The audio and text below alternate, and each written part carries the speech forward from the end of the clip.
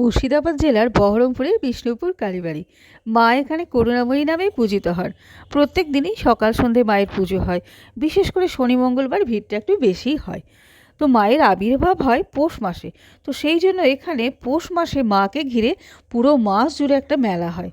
আমরাও পৌঁছে গেছি পৌষ মাসের ঠিক প্রথম দিন মায়ের দর্শনে। মায়ের দর্শন করি, আরতিও দেখি এবং তারপরে মায়ের প্রসাদও পাই। তারপর মন্দির থেকে বেরিয়েই একটু মেলায় ঘোরা। মেলা দেখব না তা কি হয়? কেনাকাটা করি বা না করি, একটু তো মেলায় যাবই। তো যাই হোক, মেলায় ঢুকে গেছি। মেলায় তারপরে একটা খাবারের দোকানে প্রথমে ঢুকি।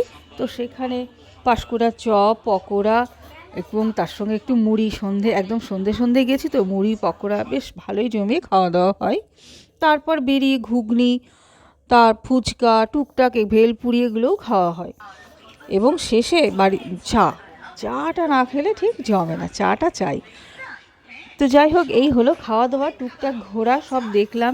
প্রথম দিনই গেছি, মেলাটা মোটামুটি ভালোভাবেই বসেই গেছে, সব দোকানই ভালোই বসে গেছে, ভিড়ও মোটামুটি ভালোই হয়েছে। তবে কেনাকাটা আজকে কিছু করিনি, কারণ আজকে একটু ঘুরে টুরে এলাম, কারণ 1 মাস তখন আছেই, যাবই তো, এরপর তো যাবই। যাই হোক, আপনাদের কেমন লাগছে ভিডিওটা অবশ্যই জানাবেন। এই দেখুন, সবাই ফুচকাতে দাঁড়িয়ে গেছে, ফুচকা খাচ্ছে। তো আমি খুব একটা ফুচকা খেতে ভালোবাসি না, সেই জন্য আমি খাচ্ছি না, আমি একটু ভিডিও করছি, চারিদিক দেখছি কী দোকান। এই দেখুন।